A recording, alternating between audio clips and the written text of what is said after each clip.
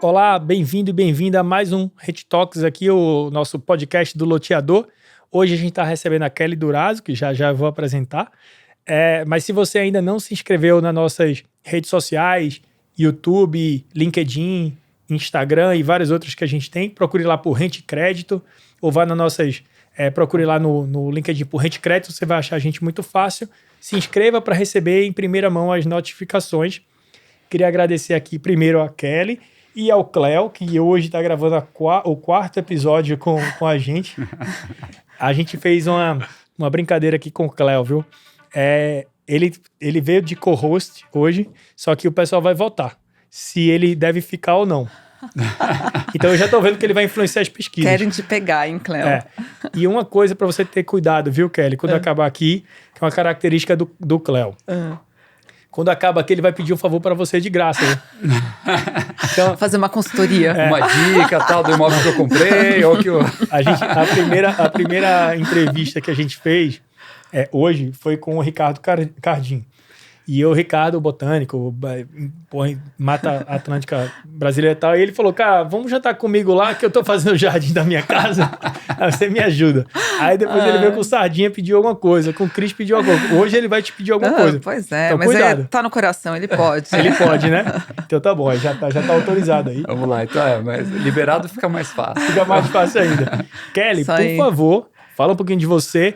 Antes eu vou falar aqui o que eu tenho aqui anotado, que é sócia do escritório Durazo Medeiros Associados, além de presidente da Comissão de Loteamento da OAB de São Paulo e do Ibradim, entre outros títulos, que eu não vou falar os 15 que você me mandou aqui, mas bem-vinda. E fala um pouquinho de você, fala um pouquinho de escritório e, enfim, para o pessoal te conhecer. Obrigada, Léo. Cléo, uma honra. Dupla sertaneja aqui. Léo e Cléo, ficou legal, hein? Gostei desse nome, né? Obrigada aí pela oportunidade.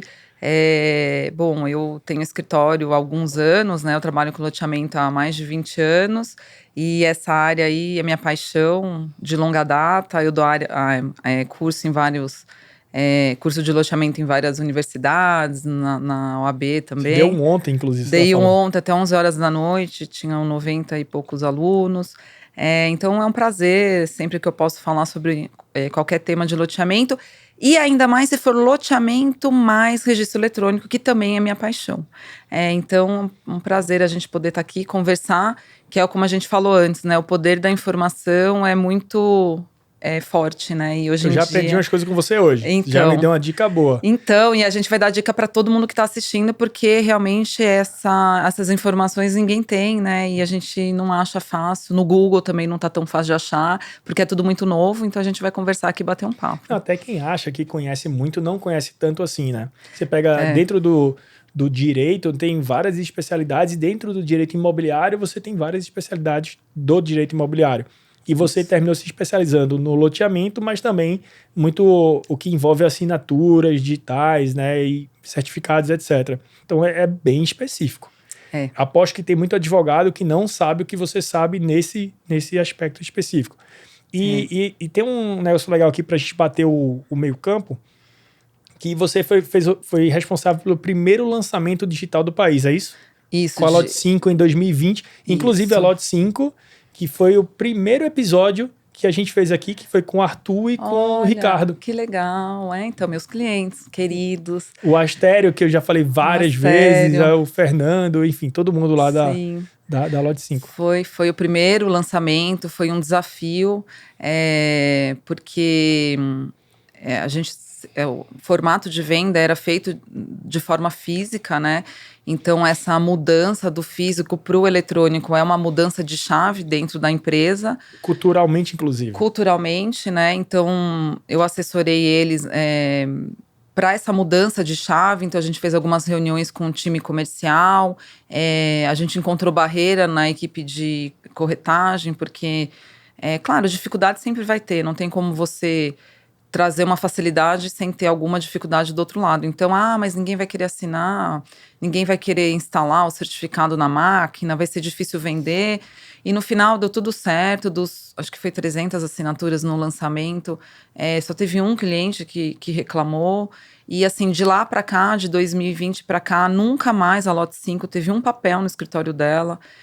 de venda. Então, assim, todos os contratos, depois a gente fez diversos lançamentos em Jaguariúna, Campinas, tudo no formato eletrônico. E, assim, são muitas vantagens, né? É isso que eu ia te perguntar. Quais são as principais vantagens e se tem alguma desvantagem?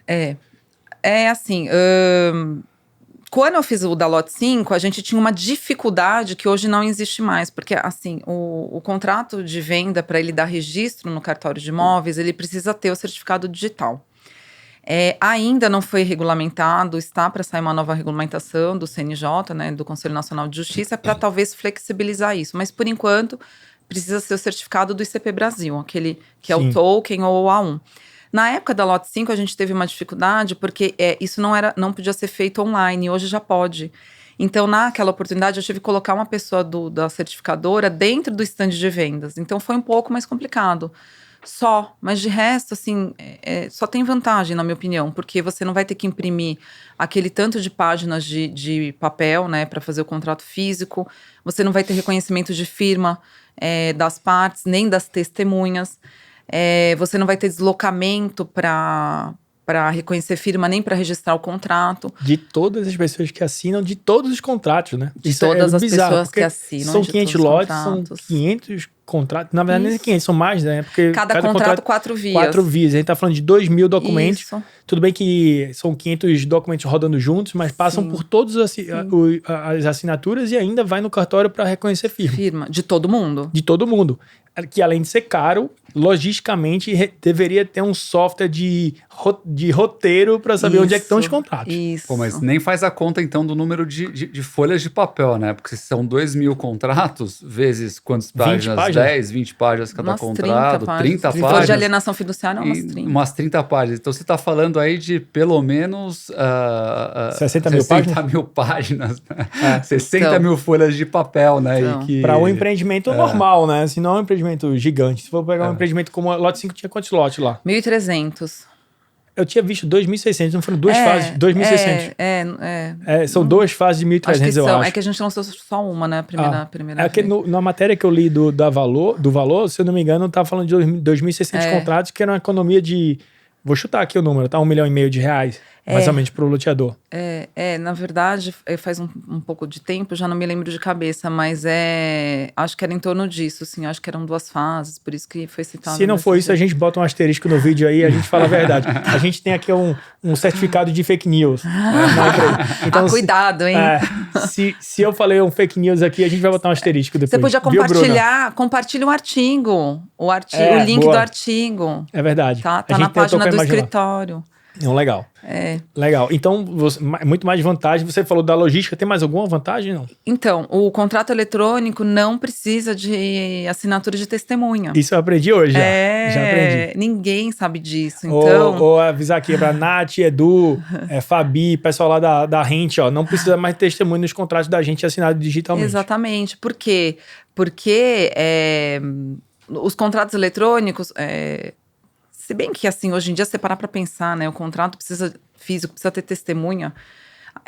Isso acontece por quê? Porque ainda existe uma previsão no Código de Processo Civil que precisa ter assinatura de testemunha. Mas o contrato eletrônico, por você já ter o ICP Brasil, isso para contrato com o ICP Brasil, tá? Você parte do pressuposto que a própria empresa que dá o certificado, ela já é a testemunha. Então, você não precisa ter mais testemunha, porque já tem alguém testemunhando. E, assim, já tem decisões do STJ nesse sentido. Aquele artigo que eu escrevi para o Secov, ele explica direitinho isso e os cartórios de imóveis não pedem. E ninguém sabe. Então, assim, às vezes a pessoa perde tempo, o escritório perde tempo, pegando assinatura de testemunha e não é mais necessário. E, por outro lado, se você tem um contrato físico e você esquece de pegar a assinatura da testemunha, o seu contrato não dá registro. Então, hoje, por que um monte de loteador sofre com um contrato antigo? Porque eles colocavam o pessoal do escritório para assinar como testemunha, e essa pessoa sai do escritório. Aí ele quer registrar esse contrato depois de 1 ano, a testemunha não é mais a mesma, porque ela saiu do escritório, era funcionária. Ele não consegue reconhecer a firma dela, o contrato não dá registro. Isso né? E assim, se você for contar, né, as reconhecimentos de firma, né, você imagina, nas suas 4 vias aí, vezes 2 testemunhas, são 8 reconhecimentos de firma por contrato, né? Vezes 1.000, Exatamente. 8.000 reconhecimentos de firma. É isso. Mas assim, a via que é do cliente, eles acabavam não reconhecendo. Mas a via que é do loteador, ou de dois loteadores sócios, tem que ter, né? É muita economia. Fora que o tempo do registro, no registro eletrônico, se você dá entrada pelo ONR, né, que é o operador do registro eletrônico, ele é muito mais rápido, muito mais célere do que você dá entrada no físico. Primeiro que você vai ter que contratar alguém para levar fisicamente. Então, assim, não funciona mais, né? Depois da edição da lei 14.382, tudo é eletrônico. Hoje em dia, a prioridade é tramitar tudo de forma eletrônica. E faz sentido, né? Faz sentido em todos os aspectos, né? Ambientais, de celeridade, de custo. Ô, Kelly, hoje você atende praticamente só loteador? Ou não? Ou Não, outras coisas também? eu atendo loteador e incorporador. Eu atendo banco também, eu faço muita regularização diária. Eu atendo, mas sempre voltado para o mercado imobiliário, né? E nos loteamentos, qual é o momento que você entra geralmente no loteamento? Assim? Depende do cliente. Tem cliente que eu entro desde a aprovação, acompanho todo o processo de aprovação. Que nem eu estava falando com o cliente do Sul. A gente fez todo o acompanhamento dos profissionais envolvidos na aprovação. Depois a gente registrou no cartório de imóveis. Decidimos se era minuta de contrato de compra e venda, se ia vender com compra e venda ou alienação fiduciária. E faço pós-vendas. Então eu faço assim o processo como um todo. Tá. Uma coisa que é legal, Kelly, aproveitar que você citou aí esse tema, você puder falar assim, um pouco para a gente da diferença entre esses dois modelos de contrato, né? Porque, assim Boa. como o loteamento é uma coisa totalmente pulverizada e cada loteador tem a sua forma de trabalho, não existe um padrão, né? Então vender via compromisso de compra e venda ou fazer alienação fiduciária ou fazer os dois, né? Em alguns casos, faz parte de uma estratégia comercial, de uma estratégia de negócio, né? Inclusive Sim. uma estratégia de eventuais De caixa, distratos, inclusive, né? De fluxo de caixa. Sim. E isso impacta muito no nosso negócio, né? Que é dar crédito, né? Sim. Então, assim, dependendo de como essa estratégia ela é, por exemplo, num produto aí que a gente hoje está fazendo de compra de carteiras, faz toda a diferença ter alienação fiduciária, né? E isso impacta também no desconto, também na possibilidade de fazer ou Sim. não. Fala um pouquinho pra gente um pouco das vantagens e desvantagens de cada uma cada um dos modelos aí. Sim. Não, excelente pergunta. Essa é a pergunta de $1 milhão, né? Qual que é o modelo melhor, né? E realmente, assim, não tem um modelo melhor, vai depender do interesse do loteador. Bom, assim, falando do compromisso de compra e venda, eu tenho as minhas restrições, assim, pessoalmente, porque o compromisso de compra e venda, ele é um contrato preliminar, né? Ele está previsto na 6766. E quando você vai registrar, então, o loteamento, você tem que dar entrada naquele compromisso particular, mesmo que você venda depois com alienação fiduciária. Quando eu falo isso, até nas minhas aulas, eu explico muito bem. Por quê? Porque quando a gente fala da alienação fiduciária, é uma venda definitiva. Não é mais uma venda que eu possa rescindir. O compromisso de compra e venda eu posso rescindir. Então, eu compro com compromisso, é um contrato preliminar, eu ainda não fiz a escritura, eu não paguei o valor total, eu posso rescindir o contrato, não quero mais. Ok. Aí eu vou entrar naquela minha cláusula de distrato, né? Vocês lembram que teve alteração da lei de distrato em 2018? Então hoje decidiu-se, né, através daquela lei lá, que tem as regrinhas para distratar. Então eu posso cobrar uma multa de até 10% do valor do contrato, se o cliente desistir. Eu posso devolver parcelado. Tudo isso é o contrato de venda e compra, é o contrato preliminar. Que é bonita no papel a lei, né? Que é bonita no papel. Então eu vou chegar lá nos prós e contras, que no papel ficou linda a lei, maravilhosa, né? A alienação fiduciária, por outro lado, ela não é mais um contrato preliminar, ela é uma venda definitiva. Eu vendo meu apartamento para o Cléo, já está no nome dele, já está registrado no nome dele, tem que levar registro, né? Tem o custo do ITBI, que acaba sendo mais caro, mas e se o Cléo desiste? Ele não quer mais o lote, ele não quer mais o apartamento, ele quer me devolver. Pode? Não, não pode. A princípio não pode. Por quê? Porque o imóvel é dele e ele tem a dívida para pagar, né? Então, se o Cléo não pagar, eu vou levar a leilão. E se não tiver arrematante, eu vou pegar o imóvel de volta para mim. Ah, mas o Cléo decidiu que ele não quer receber nada de volta, ele vai te devolver o imóvel em pagamento. Aí sim, aí pode. Mas então, assim, o loteador, ele fica muito mais seguro quando ele faz um contrato de alienação fiduciária. Porque, infelizmente, no nosso país, o judiciário, ele rasga as leis, né? Então, eu fiz um estudo de jurimetria, a gente está fazendo um evento lá pelo Secov, e eu analisei todas as câmaras que julgam aqui, né? Eu fui até a 10ª Câmara, que o julgamento de rescisão contratual é da primeira à 10ª. Somente 4 câmaras aqui do tribunal aceitam a rescisão e aplicam a lei do distrato. E mesmo na mesma Câmara, a gente tem desembargador contraditório. Só 4 desembargadores hoje em São Paulo respeitam a lei do distrato. Todos os outros rasgaram a lei do Que distrato. loucura, hein? Então virou banco. Por quê? Porque a devolução ela tem que ser com juros e correção monetária. Uhum. Então, assim, se você estiver falando de um loteamento que vendeu bem e valorizou, maravilha. O cliente entra pedindo a devolução do lote, do dinheiro do lote, seu lote valorizou, você devolve para ele com juros e correção monetária. Ah, beleza, mas qual que é a cláusula penal? A lei fala que é até 10% do valor do lote. Alguém aplica? Não. Difícil.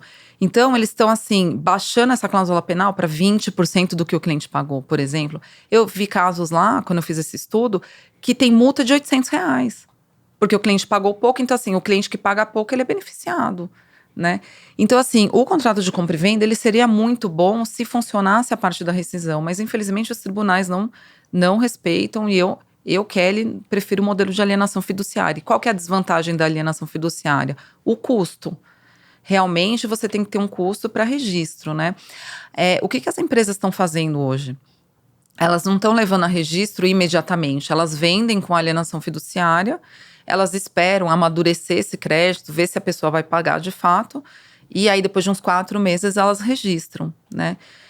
Então, a vantagem também do registro eletrônico, quando a gente fala de alienação fiduciária, é que você faz uma auditoria com essa assinatura eletrônica, estando tudo ok, você vai levar a registro e não vai ter problema, mesmo que o seu certificado digital vença posteriormente. A alienação fiduciária, assim, independente da estratégia, né, ela gera muito mais previsibilidade, Muito. inclusive no fluxo de caixa, e aí um ponto que é importante a gente falar, porque é o nosso negócio, né, automatizar, né, o nosso sistema automático de controle dos recebíveis do loteador. A partir do momento que tem alienação fiduciária, a execução ela fica muito mais previsível e assim, você vai receber ou você vai tomar de volta. Pode demorar um pouquinho mais ou pode demorar um pouquinho menos. Enquanto no compromisso de compra e venda é sempre incerto, né?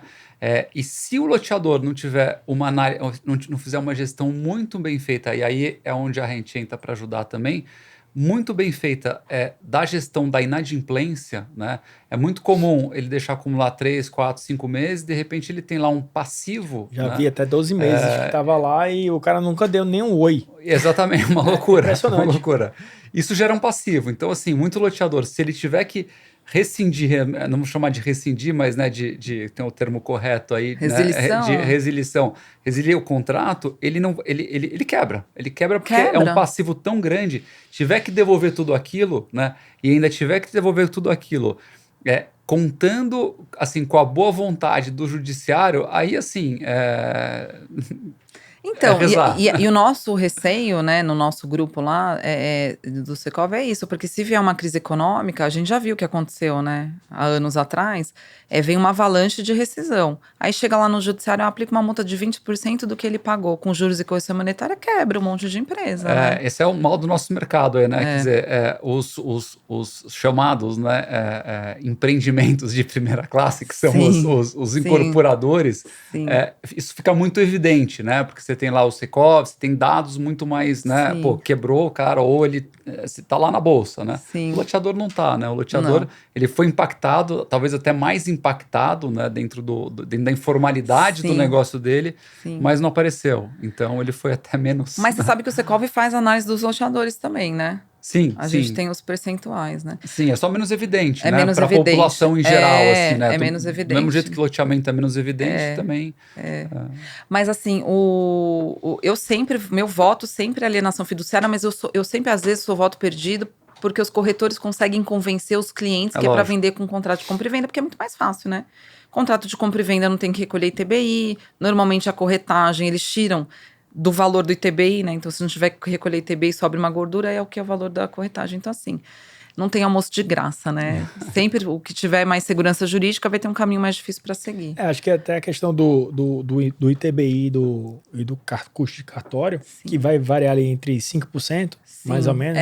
De 3 a 5. Mas o valor da comissão faz com que em determinados empreendimentos realmente não vale a pena, né? Isso é uma grande, um grande trade-off aí do loteador. Porque aqui em São Paulo, você até tem muito empreendimento com alienação fiduciária. Fora de São Paulo, Sim. você praticamente não vê, né? não vê alienação fiduciária. Porque você vai falar, tá louco, eu vou pagar 5% agora, eu já tenho que pagar 5%, já tenho exposição de custo de obra, né? É praticamente inviável fazer alienação fiduciária, embora a gente saiba que é importante.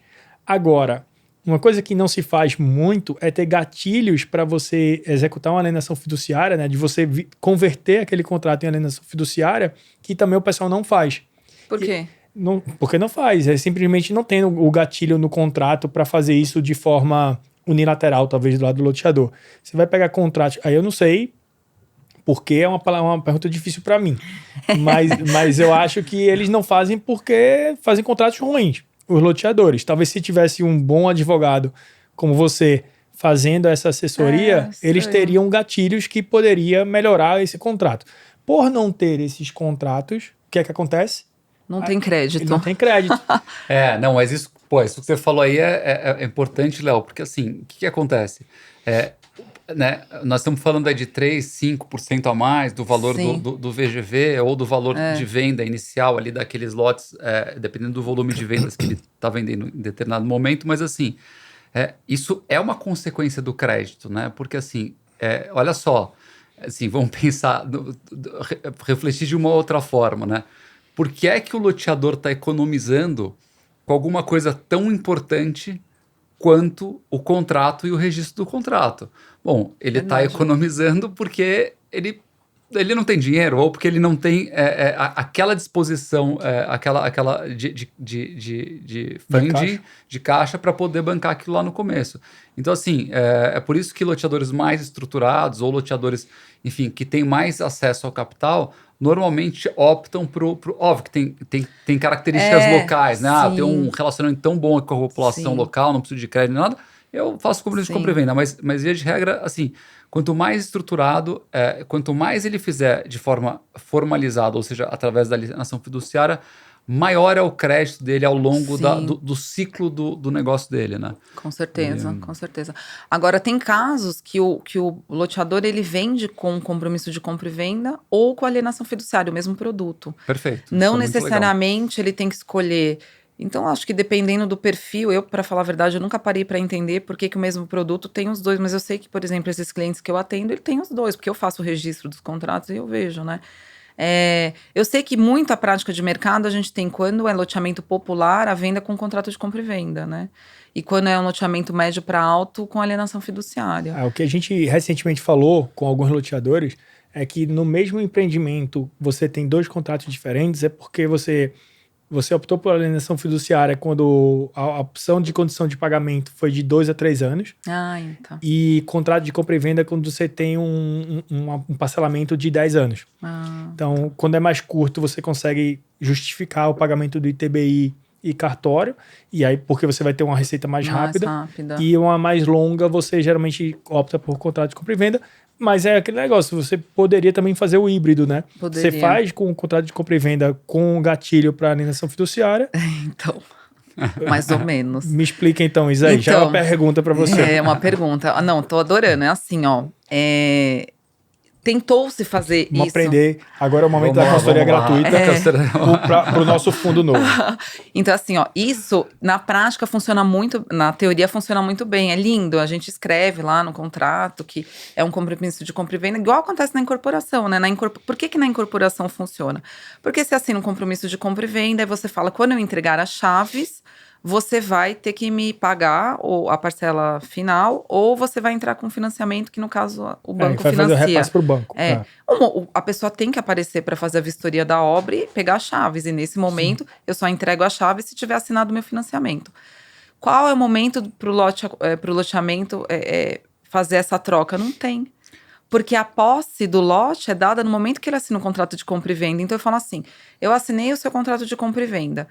No momento que tiver o TVO, você vai ter que quitar a parcela ou entrar com a F. Beleza. Eu falo, olha, expedi o TVO. Compareça no escritório para assinar a alienação fiduciária. Ele fala, só que não. e ele não comparece. Não, mas aí é uma pergunta. Então, na teoria, pode funcionar. Na prática, você tem que ter um gatilho para você forçar. Eu fiz um contrato É isso que eu ia recentemente. perguntar, se não dá para forçar, porque de forma unilateral. Dá, né? Com a posse. Então, assim, Não. você pode não dar a posse na assinatura do compromisso de Não, compra e mas a venda, posse né? é dada porque o lote é aberto, ele consegue ter acesso ao loteamento. A posse precária sempre é dada quando você vende o lote, não é? É diferente da incorporação, que a posse tem que estar com a obra construída, entendeu? Na verdade, assim, ele não tem a posse, né? Porque quando você vende, mesmo com o compromisso de compra e venda, não tá pronto. Então, ele tem a posse de nada, né? Não, ele tem a posse do lote dele, ele pode começar a obra dele, o que não pode é ocupar, o que a lei proíbe, você tem que ter a LO, a licença de operação do loteamento, para ele poder morar na casa. Mas durante esses anos do TVO… Ele pode construir, só não pode morar. Ele pode construir, ele pode entrar, ele entra. Ele começa a obra dele. Não, tudo bem, na prática ele entra, né? Mas Não, você mas na poderia teoria limitar ele a não entrar. Não, é o né? que muita gente faz, assim, eu limito que ele só pode começar a construir depois de 20 meses, depois que ele pagar um valor Exatamente, alto. A gente tentou pensar mecanismos para tentar proteger, mas assim, tudo é muito discutível, né? Mas teve um caso agora que eu fiz de Goiânia, que a gente, como tinha associação de moradores, a gente vinculou que só vai liberar o projeto dele se ele me apresentar alienação fiduciária, né? Mas assim, tudo é discutível no judiciário, que podem considerar isso abusivo. Não, perfeito. Né? Não, mas vamos lá, se no caso da gente aqui, vamos dizer que esse gatilho seja possível, que a gente vai botar esse gatilho de conversão em alienação fiduciária. Sim. E de forma unilateral. Por que unilateral? Porque ele pré-acordou que no momento que a gente achar que faz sentido a gente virar alienação fiduciária, a gente vai fazer, que pode ser no momento do TVO e pode ser talvez no momento de uma inadimplência acima de 90 dias.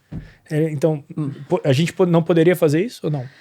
É que ele não vai comparecer para assinar a alienação fiduciária, entendeu? Mas ele não pode pré-assinar no contrato?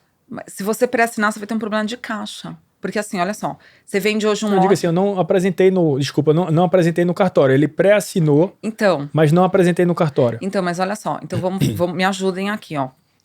Eu discuti isso semana passada, ó.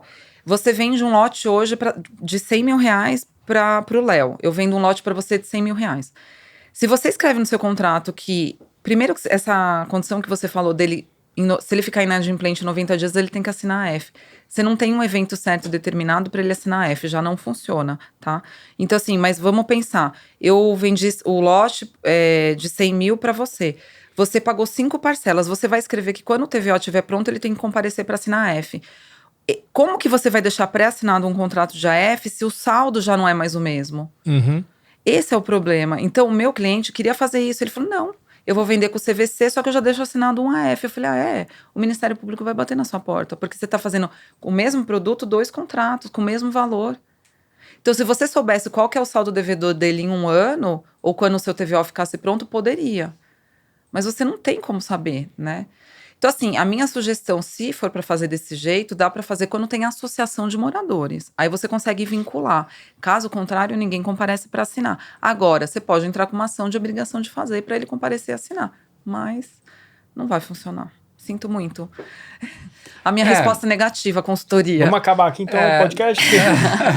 A gente tem um problema para resolver agora.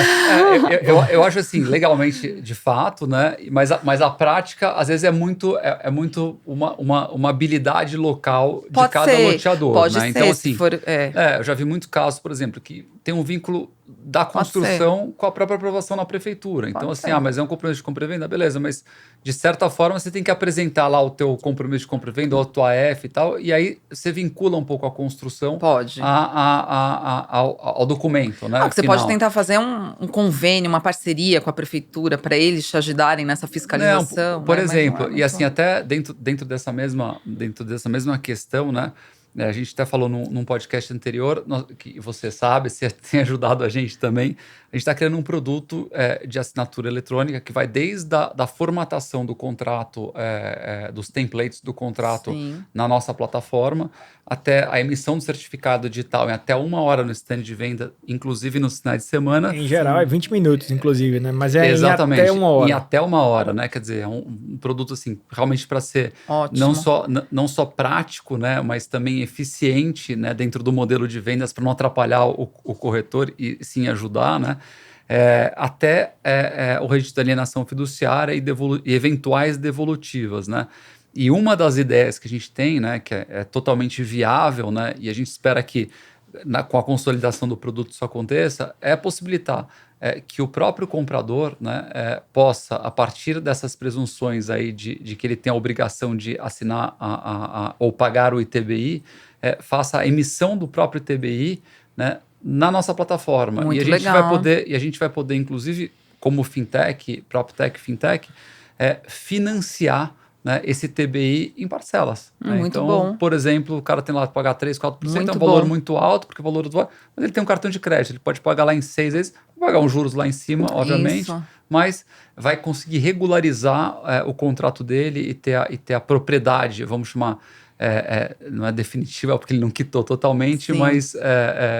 mas é a propriedade documentada, dele, né? A propriedade dele já está no nome dele, só vai ter um gravame lá de dívida. Mas assim, faz mais sentido, porque se ele não pagar o ITBI no prazo, tem a multa da prefeitura, porque normalmente as leis municipais falam que tem que pagar o ITBI em 30 dias. Então vale mais a pena pagar os juros para você do que pagar a multa da prefeitura, que normalmente multa de prefeitura é uma facada. Longa discussão também, né? Que ele tem mais... Isso é mais um podcast, né? Não, a gente tem vários podcasts aqui. Já dá pra fazer. ITBI, base de cálculo, VVR. Cartório. Gente, muita coisa. Tem um bom ponto aqui também, que é a construção da casa em si, que sempre gera dúvida, né? Sim. Eu posso construir uma casa no meu lote após o TVO, eu posso construir antes do TVO. Muitas vezes o loteador não quer que construa antes do TVO, não porque não pode, só não pode, mas porque vai ficar atrapalhando a obra. Então tá passando trator, tá passando da obra em si e tá também entrando o caminhão para fazer a obra da casa. Imagine se toda pessoa que comprasse um lote quisesse fazer uma construção da casa durante o período de obra do loteamento. É uma loucura, vai atrasar. né? É uma loucura, mas tem muita prefeitura que permite, né? Permite. E aí você fala, mas e assim, pro loteador é legal, né? Porque você começa a consolidar uma coisa que nem se concluiu. É bom e ruim, né? E pro comprador é uma loucura, né? Porque pode ser que não se conclua, ou pode ser que demore. Então, né? e é um Ele problema. Tá entrando no risco do negócio. Mas dá para fazer? Dá. É possível construir durante Super. É possível construir durante. Ele já recebe a posse desse lote quando ele assina um contrato de compra e venda. Mesmo quando ele ainda não pagou o lote, ou ele não tem alienação fiduciária, ele pode fazer? Sim, pode. O problema que os loteadores temem é porque quando a casa não está construída e rescinde o contrato, sobra o abacaxi na mão Então eu lembro, eu trabalhei 10 anos. Tem uma casa em cima do lote, como é que tira a casa? Então, eu trabalhei 10 anos com a Scopel, acho que o Eduardo, né, teve com vocês. E eu lembro do Ciro, do irmão dele, do Ciro Scopel, falando, eu não sou vendedor de casa, eu sou vendedor de lote, porque você rescinde o contrato, o cliente, e o judiciário, de novo. Enquanto a casa tá inacabada. Então, não, aí é pior, né? Porque aí você tem, aí você tem um elefante branco ali que você tem que... Mas, Cléber, sabe qual que é pior? O pior é que a lei é clara em falar que se não estiver regularizada, você não tem que pagar. Só que vai pro judiciário, aí o judiciário manda pra perícia, a perícia fala, tem que pagar, tem uma casa lá, não importa que não tenha bits, que não tem nada, tá.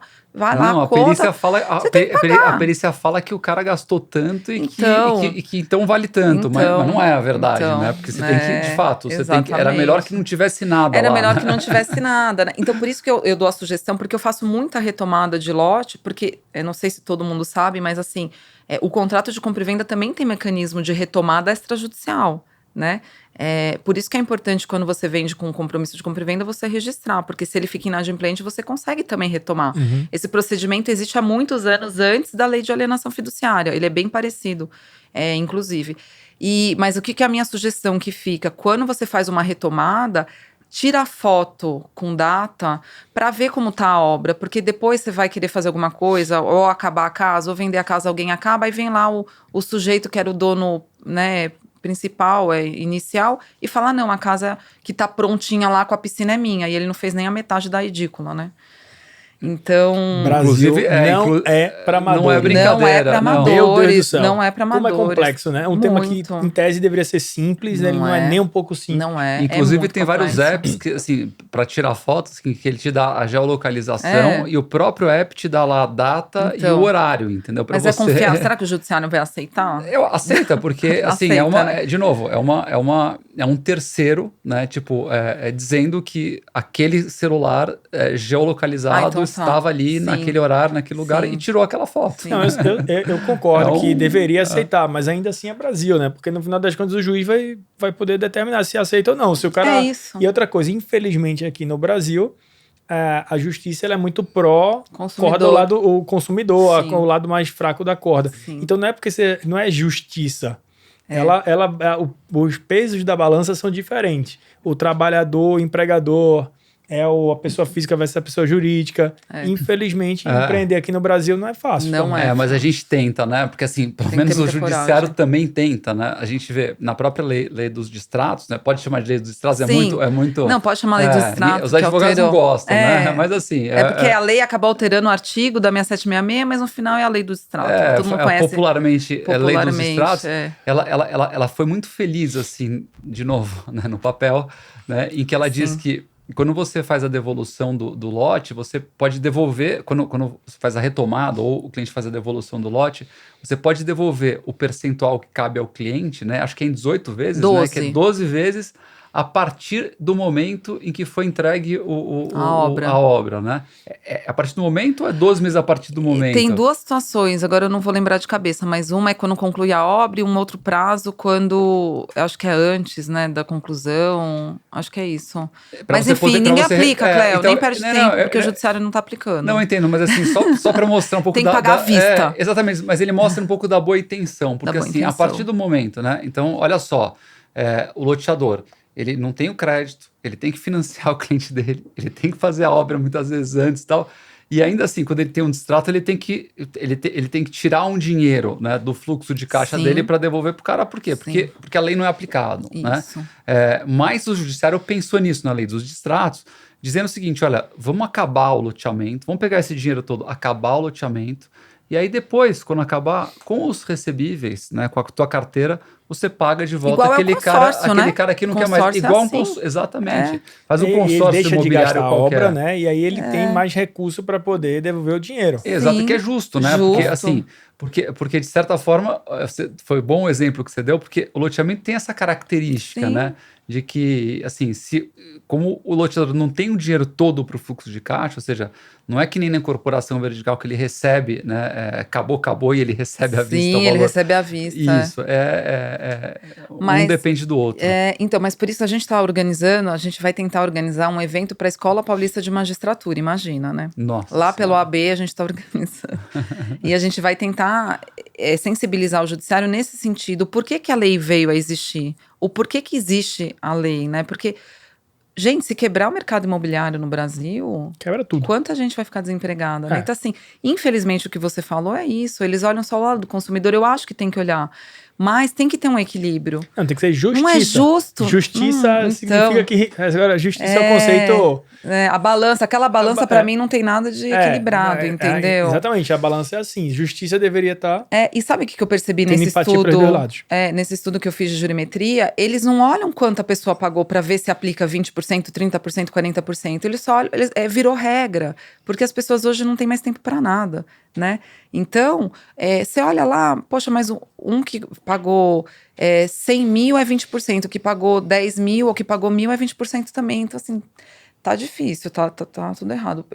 Então, para loteador, empreendedor no Brasil não é fácil, mas para loteador é mais difícil ainda. Eu acho também. É mais difícil ainda. A gente se sensibiliza com a dificuldade e às vezes tem um negócio que está escrito na lei, mas você disse, não adianta olhar a lei não, porque não é assim que se aplica. Eu falei, mas como assim? Está escrito. E mesmo assim a gente não aplica aquilo. E aí imagina isso na cabeça do loteador. O cara já toma risco de todo lado. De todo lado. E ainda ter que lidar com desafios e obstáculos do judiciário, né? Sim. Tem uma outra coisa assim, que é até legal comentar, assim, como o nosso público é muito pequeno, né, e o médio loteador, quando a gente está falando de municípios maiores, né, em que você consegue fazer até um estudo um pouco mais claro ali, o judiciário acaba sendo um pouco mais apartidário, vamos chamar assim, não sei, né, neutro, né, acho que esse é o termo. Agora, quando você faz um loteamento, por exemplo, numa cidade de 30 mil habitantes, que você tem lá um juiz local, né? Assim, não é que é um juiz, né? Especialista. Tipo, totalmente neutro. Genérico. Cara, não, ele é genérico, mas não é só isso, cara. Ele tá tomando chopp com o executado ali. Com o executado. E muitas a mãe vezes dele é a compradora do lote. E o loteador é aquele desenvolvedor lá que tá está investindo na cidade, que está de fora. Então, então fica até uma relação conflitada, né? Vamos chamar assim. Isso é muito comum. Eu acho assim, o maior gargalo, claro que fazer loteamento é difícil, desde a fase inicial, a aprovação de projeto na prefeitura, no GRAPROAB, se a gente vai falando aqui em São Paulo. Mas assim, o judiciário, infelizmente, espero que não tenha nenhum juiz olhando, vendo, vá ver. Acho que não nenhum tem, não. juiz loteador. Mas infelizmente não tá favorecendo aí muito. Se o juiz for loteador, com certeza ele vai ter a cabeça, ele vai botar o chapéu do loteador. Ele vai ter uma cabeça empreendedora, né? Ele vai entender o sofrimento que é do loteador. Que é muito sofrido, né? A gente que não tem um salário fixo igual o funcionário público, você vê lá um projeto de anos desmoronar por causa de uma decisão que não é certa. Mas meu marido que fala, Kelly, você é muito justicinha, eu quero tudo que é certo, eu sou muito correta. Então ele fala, o Brasil não é certo, esquece, aceita. Teve até o... Mas eu não consigo aceitar. Eu também não, assim, eu sou o cara que... Eu sou bem paciente pra tudo. Agora, quer me ver cego? Faça uma injustiça. Então... eu fico maluco, assim. Então. E quando eu vejo alguns tipos de injustiça, que não necessariamente são injustiças comigo, Sim. né? Mas com injustiças que eu tô vendo. E, mais uma vez, a justiça, ela depende de pessoa para pessoa. Então. Mas eu fico bem revoltado. E aqui no Brasil tem muita injustiça. Muita injustiça. Eu acho que até... Eu não sei, se eu tiver errado, vai ter um asterisco depois dizendo que eu tô errado aí. Mas eu acho que foi Jorge Paulo Lema que falou isso, né? Ou foi o Beto Sicupira, ou foi o Marcel Telles, eu não sei exatamente quem foi. Mas numa palestra falando assim, se vocês acham que o Brasil vai se resolver porque politicamente entrou de direita ou entrou de esquerda e tal, esqueçam. Já partam do pressuposto que vai ser difícil, que o Brasil não tem jeito. O Brasil é assim desde...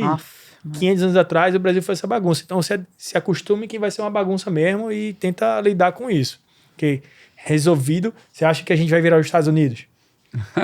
Eu acho que daqui uns 400 anos, 300, talvez, né? A geração dos... Se a gente tiver na educação... a gente tá num caminho tentando melhorar. Tá vendo que tá difícil, né? De melhorar, porque não estão deixando melhorar. Mas tem que ter esperança, né, Léo? Tem que ter. A esperança é a última que morre, mas eu acho que eu morro antes da esperança. Eu também acho que eu vou morrer antes da porque esperança. Do jeito que o mundo tá indo aí com... Cara, imagina os últimos... Falar um negócio aqui vai ser polêmico. Vou ser polêmico agora. Nos últimos 10 anos, 15 anos, o que eu acho que a gente tá emburrecendo a sociedade com um negócio de ideologia, radicalismo dos dois lados, de polarização, de conversas que são antifamília e não sei o que. Cara, isso aí vai dar uma zica. Ou a gente vai entrar no era do gelo aí que vai todo mundo ficar louco, dizimar, isso ok, mas louco a gente já tá ficando, né? Olha, ver qual é o percentual de gente com depressão, com ansiedade. O loteador é o primeiro a estar com esse Coitado do loteador, né? Coitado do loteador.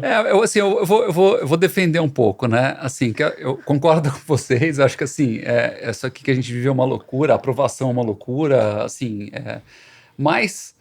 Pô, não dá pra reclamar da emoção, né? Não, dá pra reclamar. Da adrenalina, né? O pessoal gosta daquela coisa, vamos lá, faz, assim acontece, cara, todo dia. Convenhamos que eu nunca vi um loteador triste também. Tem todos os desafios, mas ganha dinheiro. Exatamente, ganha dinheiro. E assim, tem uma outra coisa, assim, pô, o cara tá lá no mercado financeiro. Eu, nos últimos anos trabalhei também bastante no mercado financeiro, com investimentos internacionais e tal. Pô, é aquela coisa, né? Tipo, o cara fica na bolsa, subiu, desceu, subiu 2, subiu 1, tal. Aí ninguém sabe por quê, outro cara... Aí você começa a ter um monte de guru, né? O que tem de guru é impressionante. Cara, nossa, não, porque eu acho, assim, o ego, assim, o cara deve chegar no... O guru nem tem ação, mas ele fala das ações. O cara não consegue nem mais rezar, né? Porque ele já acha que ele é Deus, né? Cara, eu vou rezar pra mim mesmo. Com certeza, então, né? No mercado imobiliário é diferente, né? Porque, assim... Se você reparar, o profissional do mercado imobiliário, ele tem, obviamente, toda essa tensão, toda essa emoção e toma todo esse risco, né? Ao mesmo tempo, assim, como os ciclos são mais longos, como, tipo, os projetos são mais estruturados, como a gente tem a vantagem, né, de viver um pouco, né, tipo, com uma certa tranquilidade, porque não tem nada, tudo é importante, mas nada é tão imediato que vai acontecer no dia seguinte. Diferente um pouco, né, do nosso mercado também financeiro, em que você tem lá, tipo, né, a bolsa e tal. Não, pô, vamos... Tem o curto, tem o médio e tem o longo prazo no mercado de capitais, né? Eu acho que a gente tá mais pro lado do médio A gente tá no médio e longo prazo, então assim, seja do lado do mercado de capitais, entendendo, né, tipo, o empreendedor, entendendo o que é o desenvolvimento imobiliário, né, qual que é o ciclo do loteamento, né, assim, dentro do nosso negócio, o que é o mais importante? não é só entender se o cara, tá bem, vendeu tudo, não vendeu tudo, é entender qual que é o ciclo, Isso. né? Como é que esse real estate ali na ponta vai se Sim. comportar aí ao longo dos 2, 3 E ver, anos. né, o projeto nascendo, construindo, para sem cada dúvida. fase. Aqui por um em lado São muito Paulo, bom um projeto também. demora 3 anos só para aprovar. É uma Mais ou menos. afirmação? Mais ou menos. Não, é uma afirmação com a pergunta retórica. É mais 2 anos e meio, 3 anos, às vezes o mais, mínimo é às vezes 2 menos. anos. Mínimo de 2 anos. É. Você pega no Nordeste, a gente já tá falando de 6 meses ao ano. Você vai para Minas Gerais... Aprova em 6 meses, não? Dependendo do município, já Olha. aconteceu. Assim, vamos lá, do lado otimista, 6 meses. Nossa, que maravilha. Do lado muito ruim, 1 ano e meio. Geralmente o que a gente vê lá, dos clientes que a gente atende. Você vai para Minas Gerais, depois de Brumadinho, a gente tá falando de 8 anos de aprovação. Sério? Alguns casos, né? 5 anos, 8 anos. Porque lá, se eu não me engano, mais uma vez, asterisco, você vai falando besteira, tem que ter a aprovação em 2 órgãos ambientais, né? Então demora muito mais. Eu tive Sabe como que lá mineiro aceita hoje. fazer loteamento rural e condomínio rural, né? É. Condomínio de lotes rural. Aqui não pode. Eu acho que assim, um ponto que até a gente ia falar Meu sonho de consumo, inclusive com pessoa física. A gente ia falar na entrevista do Sara, a gente acabou não falando, mas assim, eu acho que um ponto importante, né, das aprovações é que assim, quando você compara, né, vai um estado aí, Goiás, ou até Mato Grosso, ou até regiões, né, que são essencialmente agrícolas, né, e principalmente mais planas, né. Cara, o que você tem lá? Há 10 anos você tem soja, há 20 anos você tem soja, ou tem milho, ou tem cana, ou tem qualquer outra coisa. Assim, poxa, você não vai dizer que ali tem o ninho do pica-pau, entendeu? Ou que passa um rio lá embaixo e que ninguém viu. Ou que há 6 meses tinha uma árvore e aí a pessoa denunciou Ou um problema ali, no solo, no subterrâneo, né? Porque não estaria exatamente, né? Porque tinha um lixão ali, mas Sim. não tem, entendeu? Ali cara, aquilo é o que é. Então você tem muito pouco argumento, né? Tipo, para barrar a aprovação ambiental, né? E aí, obviamente, você tem outras coisas, tipo de saneamento e de conexões urbanas e tal, mas é tudo muito mais simples, né? E aí você tem a outra coisa que é a geografia, né?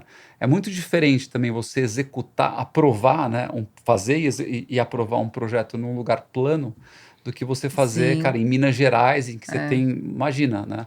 A gente foi visitar, né, até em Recife ali, Gravatá. né, em Gravatá, em que, poxa, o loteador estava fazendo, de repente ele começou a cavar ali, só tinha, não era pedrinhas, né? Pedra de verdade. Pedregulho. Pedregulho, parecia né, Sério? aquela imagem antiga daquele desenho antigo dos Jetsons, né? Que você fez, não é do Jetsons, é aquele outro do... Não, Flintstones, não? Flintstones. Flintstones, aquelas pedras. Exatamente, Tá falando a idade da gente aí pra todo mundo. Falando a a idade da gente pra todo mundo. Não, a minha, né? Você tá mais tranquilo. Não, eu tô quase na sua idade. É que os Flintstones já eram velhos na minha idade, né? Acho que, pô, tá mais pra minha mãe do que...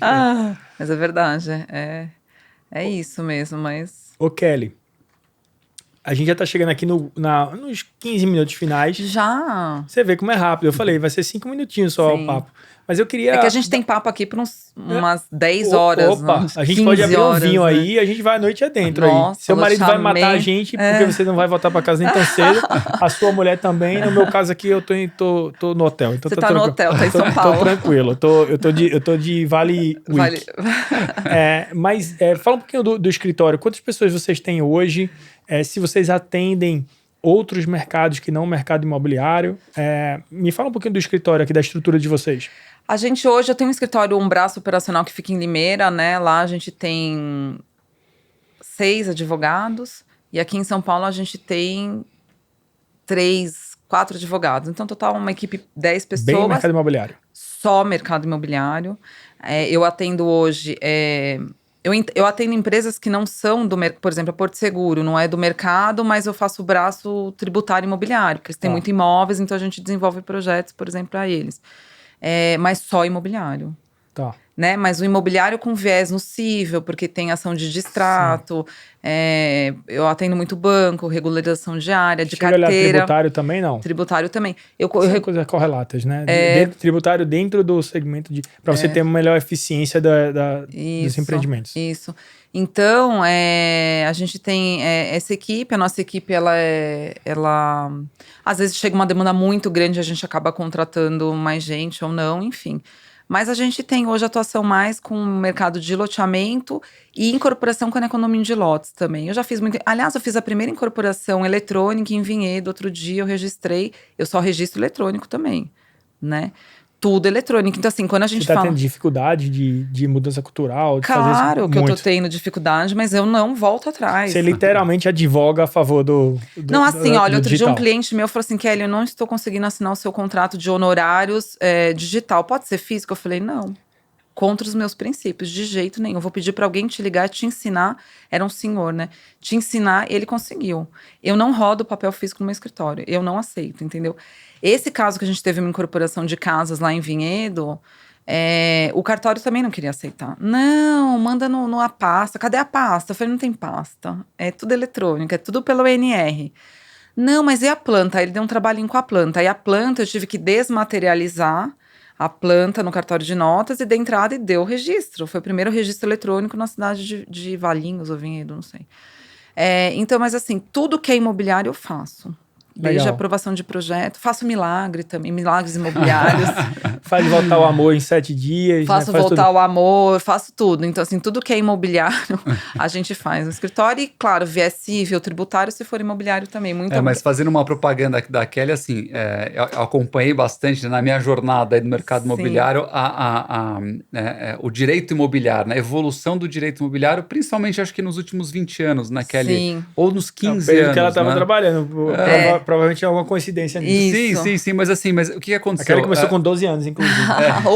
Já Quem tinha me dera, 12 anos, né, já Léo? tava Já brincava na casinha da Barbie lá aquela, a primeira Quem me casinha dera. foi um... Ela tem 32, então ela começou com 12. O 12, isso mesmo, Léo. Isso aí. E aí assim, então o direito imobiliário foi uma matéria que foi evoluindo, né? Há Muito. 30 anos atrás ninguém falava de direito imobiliário, era uma subespecialidade, né, do advogado. E a Kelly hoje ela tem uma coisa que é uma vantagem a mais, que não é só o direito imobiliário, mas é uma ultra especialização no direito de loteamentos, né? Isso é raro, E o direito raríssimo. de loteamentos É raro é mesmo. uma especialidade, até a gente estava conversando, né, Kelly? A Kelly estava ajudando a gente com o nosso produto aí de assinaturas eletrônicas, tudo, e foi um papo que a gente teve. Eu falei, não, Kelly, mas vamos fazer o seguinte, a gente faz aqui Aquelas consultas dele, Léo. Aquelas consultas. Conheço bem. Eu já tô esperando aqui os boletos chegarem, sabe? E assim, mas o Kelly, vamos lá, você terceiriza com a gente, faz um outsourcing, assim, pros, assim, e aí você traz alguns sócios sêniores que vão ficar só exclusivos da rente e tal. Eu falei assim, Cléo, não tem esses sócios sêniores, assim, eu tenho alguns sócios que estão aí, que podem fazer para você, mas loteamento, assim, tem que ser aquela pessoa que realmente tem a experiência empírica, não tá lá no papel, Não, né? você não aprende na faculdade. Acho que nem na prova do EAD deve ter alguma Imagina. coisa, né? Não, você não Assim, tem, na faculdade de Direito, você não tem a não tem matéria nem de Direito Imobiliário. exatamente. Mas o que todo mundo fala assim, alocação, incorporação, tá com a gente, loteamento, que é ainda mais... Tem muita gente que fala um que bichinho faz. diferente. Tem muita gente que fala que faz, mas você pegar que faça mesmo, que sabe as entrelinhas do loteamento, é mais complicado. Por isso que eu me preocupo, né? Para saber a sua demanda, eu prefiro inicialmente saber, ver qual vai ser, treinar, porque assim, dá medo a única coisa que eu tenho na minha vida é meu nome. Então assim, eu prefiro perder o meu tempo, ver direitinho para direcionar certa a demanda, porque senão depois um erro no loteamento é fatal, gente. É uma cláusula que você esquece. É uma cláusula que você esquece no contrato de parceria, a sua viabilidade vai pro ralo. E seu nome não tá só no RG, mas também tá no escritório. Então é seu nome 2 vezes aí. 2 vezes. Fazer uma provocação aqui, Kelly. A gente precisa fazer mais só para falar do contrato de parceria. Né? Vamos fazer, nossa, assim, adoro. Esse é legal. Um tema, cara, esse é um tema assim que interessa muito pro loteador, muito. Porque assim, que interessa muito pro terrenista, interessa muito pro mercado financeiro, né, que dá o funding para esse empresário. E não só parceria, a gente pode discutir todas as formas de estruturação do loteamento, não seja com SCP, com várias porque formatos isso, assim, que tem, né? é muito legal, que assim, são coisas que, assim, que tem cada lugar tem um formato, né? Assim, hoje você tem lá o terrenista que ele tá como parceiro, aí integralizou na SPE, não integralizou na SPE. Os riscos recebeu pelo VGV, teve uma antecipação dos recebíveis, não teve. Quem administra, enfim, acho que vale muito a pena, assim. Se é melhor manter, né? Muita gente me pergunta nas aulas, mas eu deixo a terra no nome, eu sou a dona da terra, eu deixo na terra, ou eu faço a parceria e coloco na SPE. Não adianta, igual, né? O contrato eletrônico, tudo tem risco, né? Tudo a gente vai ter risco dos dois lados. Mas, assim, sempre tem um caminho que eu posso entender mais seguro, que é o que eu sugiro, né? Mas eu nem sempre sou ouvida. Ô, Kelly, e como é que você foi parar no mercado de loteamento especificamente? Porque é um negócio bem... ninguém Sim. fala assim, nasci, vou ser Não, advogada no mercado de loteamento. Então, eu me formei e daí eu entrei na Scopel, me apaixonei, fiquei lá 9 anos, fiquei bastante tempo. E como é que você foi parar na Scopel? Aconteceu? Aconteceu, eu nem lembro como, mas enfim, acho que eu me formei, acho que eu fui procurar emprego na época, né? A gente manda currículo para milhões de pessoas. E eu, dando sorte, acabei de entrar lá. Hoje, a minha sócia, que era minha chefe, e a minha sócia do escritório, que ela ficou 30 anos na Scopel, que é a Zildete, e uma amiga e sócia. Ontem, inclusive, a filha dela estava fazendo curso de loteamento, que a filha dela é arquiteta, e ela fez o curso de Secov, é uma graça ela. E depois eu trabalhei em incorporadora, trabalhei em mineradora, eu trabalhei na Vale, na Anglo, com os projetos lá do mineroduto. Aí eu fui um tempo morar fora, fui comparar o direito brasileiro com o americano, enfim, que tudo é mais fácil lá fora, né, do que aqui. E aí eu voltei e aí montei o escritório. E eu adoro, assim. Quantos clientes vocês já atenderam nesse período? Putz, muitos. Nem sei. Lá no meu escritório tem na página todos os clientes que a gente atendemos, assim. Eu sei que na página inicial tem lá matrículas regularizadas só para um cliente, foi 4.000 e poucas matrículas pelo Brasil inteiro. Porque a gente regularizava, os bancos, eles compram as carteiras de crédito estressados, né? E a garantia de imóvel vem junto. Então, a gente tem que regularizar essas operações. Então, entrega de loteamento também foi mais de 100, contratos de parceria. Então, minha veia mesmo é loteamento, mas a gente também faz incorporação. E Brasil todo? Brasil todo. Porque eu acho que nem tem como não ser, né? Porque vai uma coisa puxando a outra. Vai. E como é que é lidar com regras específicas de cada município, assim, para vocês? Estuda cada mercado e vai. Tem que estudar cada mercado e vai. Porque, assim, é diferente, mas não dá para fugir muito da lei federal, né? Então, não dá para ser muito criativo, né? Não dá para ser muito criativo. Na verdade, a lei municipal não pode contrariar a federal, né? Muitas vezes ela acaba sendo ou mais restritiva ou não, mas ela não pode contrariar. Então, acaba meio que... Você acaba tirando de muita coisa que você aprende aqui em São Paulo, nos outros estados, a realidade é que aqui tudo é mais difícil, na minha opinião. Aqui em São Paulo, quem faz loteamento aqui faz nos outros estados, sabe? Eu acho que a intensidade, tudo que é exigido é mais difícil aqui. Me fala uma coisa, aqui a gente já entrando no fechamento mesmo, aqui a gente falta mais 5 minutos. Como é que foi para você, e aí o que é que você tem escutado? Você tem muitos clientes, então você tem um bom termômetro do mercado, né? Você sabe o que é que está acontecendo, lançamentos, o que é que vai... Dentro do teu microambiente, né? Do teu microclima, como é que foi o primeiro trimestre do ano, assim? Foi um trimestre fraco? Foi um trimestre... Super aquecido. Foi? Eu tô sentindo super aquecido. Não tô entendendo muito bem o que está acontecendo, mas está, né, por tudo que a gente está vendo, mas está aquecido. E geralmente para você, tem algum período no ano que é pior? Por exemplo, geralmente pra gente, segundo semestre, especialmente o último trimestre do ano, é um negócio assim bizarro. Parece que o que o cara não fez o ano todo quer fazer no último trimestre. Ele precisa de crédito, né? Ele precisa terminar, precisa de... A gente...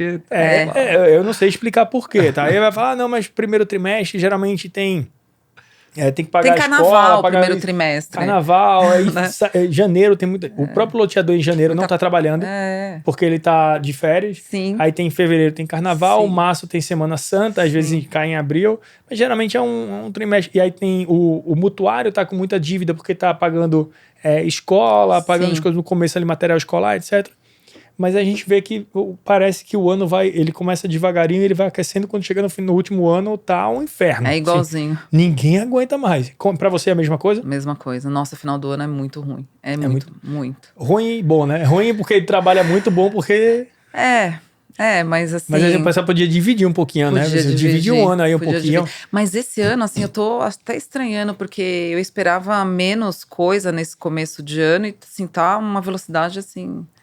muito, muito forte. Não sei como vai ser, vou morrer no final do ano. Você tá otimista no mercado de loteamento? Assim, você acha que a taxa de juros alta nos Estados Unidos e o impacto de inflação, etc., você acha que de alguma forma a gente vai sofrer em 2013, 2014, ou você acha que... 2013, 2014 não. Vai Não, sofrer igual. 2023, 2024. Esse é o tipo de coisa que a gente cortaria. Mas a gente não gosta de cortar as coisas. Cortar, a gente vai... Né, natural é natural. né, Bruno? cara. A gente não corta nada aqui, vai direto. É 2023, 2024. Você acha que vai ter algum 2023. impacto ou não? Eu acho que não agora, mas daqui uns 2 anos a gente vai começar a sentir sim. Uhum. Eu acho. Eu acho que até a gente tá falando de médio e longo prazo, né? Como os prazos são tão longos, para impactar demora um pouco, Demora. né? Porque, primeira coisa, o loteador não fala assim, não vou aprovar esse projeto. Sim. Se tá na esteira, ele fez todo o processo, Sim. ele aprova. Sim. Só que a aprovação demora. E quando vai sair a aprovação, o mercado já mudou. Já mudou. E aí, se o mercado tá ruim, ele vai falar, não vou lançar não porque o mercado tá ruim. Ele lança. Ele segura pra lançar às vezes não, tal, mas assim... Se tiver o fund, né, ele vai embora, né? Eu acho que assim, o impacto, ele é sempre futuro, né? Então, por quê? Porque, assim, é engraçado, né? Que nem indústria. Indústria, assim, o industrial, ele normalmente ele não quer construir quando ele está no meio da crise, mas é justamente onde ele deveria estar construindo a fábrica para estar vendendo quando o país sai da crise, né? Para atender, né? E o loteamento é a mesma coisa. Poxa, se você acredita que nos próximos 4 anos, né, a gente vai ter um cenário, né, você tem que começar a aprovar agora. Mesmo porque, apesar dos riscos de aprovação serem, tipo, se a fase de maior risco do loteamento, porque ele pode aprovar ou não, também é a fase em que você tem os menores custos, né? Porque a aprovação perto do investimento que é feito no loteamento, obra, né? normalmente é um investimento relativamente baixo, né? Acho que até do ponto de vista de mercado de capitais também é um negócio difícil, porque eu tô falando com muito investidor agora, a gente tá fazendo a rodada aqui pela Rente, e o investidor, ele tem esse negócio, pô, mas o mercado tá muito ruim, taxa de juros tá muito alta, como é que você vai captar pros fundos, etc, etc. Meu amigo, você tá esquecido que de 3 em 3 anos, 2 em 2 anos a gente tem crise no Brasil?